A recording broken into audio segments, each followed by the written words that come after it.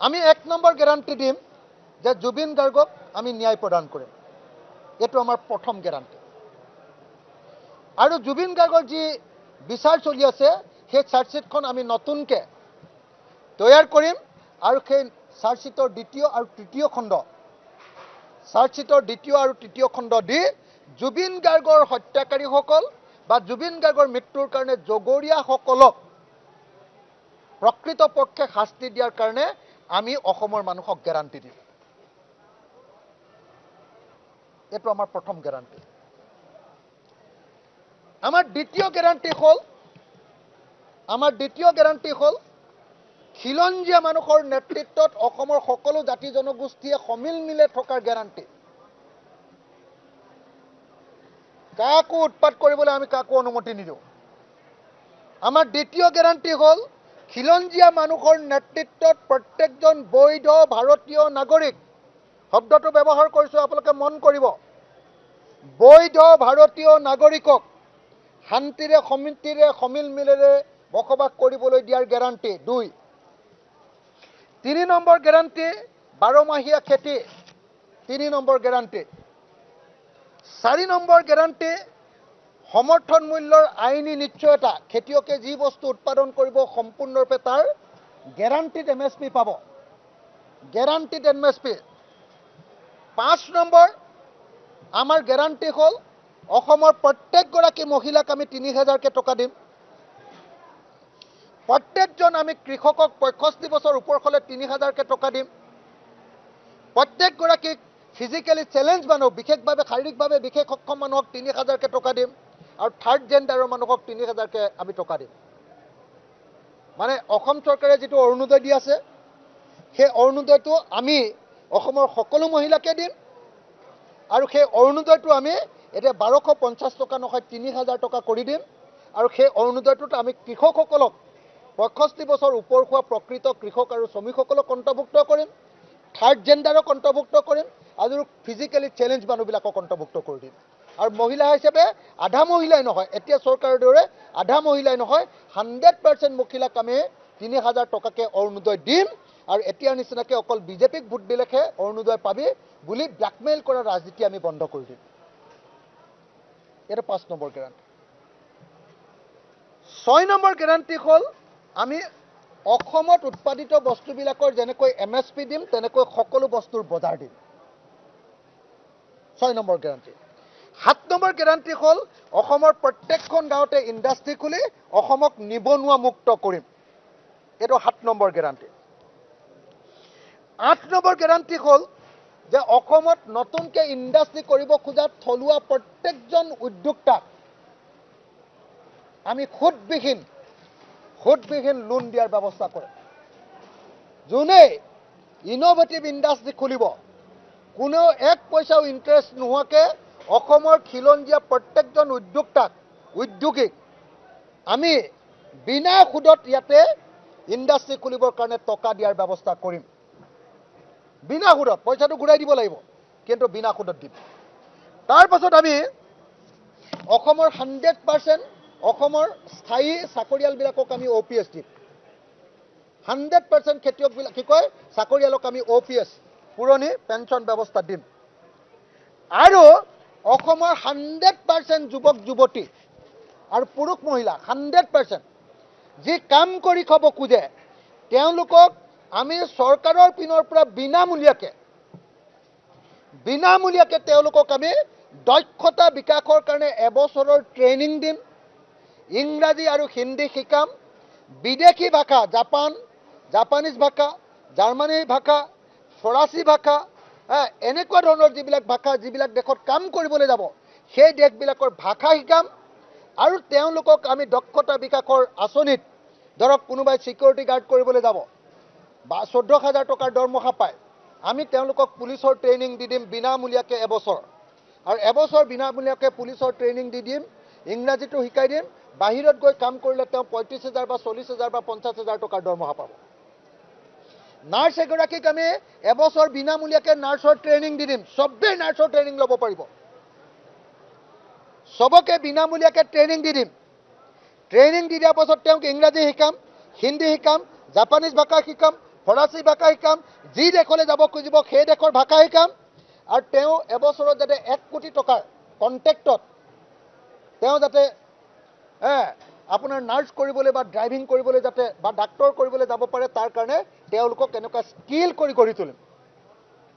কথাটো বুজিছেনে? অসমৰ প্ৰত্যেকজন মানুহক এই কাম কৰি দিম। এইটো হ'ল আমাৰ 10 নম্বৰ আমাৰ গেৰাণ্টি। তাৰপিছত 11 নম্বৰ গেৰাণ্টি হ'ল যে অসমৰ প্ৰত্যেকখন LP স্কুল, ME স্কুল, হাইস্কুলত ক্লাছে প্ৰতি শিক্ষক নিযুক্তি দিম। প্ৰতিটো শ্ৰেণীয়ে প্ৰতি শ্ৰেণীকোঠাৰ ব্যৱস্থা কৰি দিম। প্ৰত্যেকটো বিষয়ৰ প্ৰতি বিষয় শিক্ষক নিযুক্তি দিম। আৰু অসমৰ প্ৰত্যেকখন বিদ্যালয়ত ইণ্টাৰনেশ্যনেল ষ্টেণ্ডাৰ্ডৰ হিমন্ত বিশ্ব শৰ্মাই যেনেকৈ তেওঁলোকৰ ঘৰত স্কুল এখন খুলিছে, IB ইণ্টাৰনেশ্যনেল বৰ্ডৰ কেৰিকুলামত পাঠ্যক্ৰমত যেনেকৈ স্কুল খুলিছে, ইণ্টাৰনেশ্যনেল ষ্টেণ্ডাৰ্ডৰ শিক্ষা অসমৰ প্ৰত্যেকখন প্ৰাথমিক বিদ্যালয়ত ইণ্টাৰনেশ্যনেল ষ্টেণ্ডাৰ্ডৰ শিক্ষা দিবৰ কাৰণে শিক্ষকসকলক আমি প্ৰশিক্ষিত কৰিম। কি ক'লোঁ? প্ৰত্যেকখন প্ৰাথমিক বিদ্যালয়ত বিনামূলীয়া শিক্ষা, বিনামূলীয়া গুণগত শিক্ষা, ইণ্টাৰনেশ্যনেল ষ্টেণ্ডাৰ্ডৰ শিক্ষা, বিনামূলীয়া শিক্ষা দিওঁতে প্ৰত্যেকটো শ্ৰেণীত একোটা শ্ৰেণীকোঠা, আৰু প্ৰত্যেকটো শ্ৰেণীৰ কাৰণে একোজন শ্ৰেণী টিচাৰ, আৰু প্ৰত্যেকখন স্কুলত কৰ্মচাৰী 4th গ্ৰেড 3rd গ্ৰেডৰ কৰ্মচাৰী নিযুক্তি আৰু প্ৰধান শিক্ষকৰ নিযুক্তিৰ ব্যৱস্থা কৰা হ'ব। এইটো গেৰাণ্টিড আমি বিনামূলীয়া গুণগত কোৱালিটি এডুকেশ্যন দিম।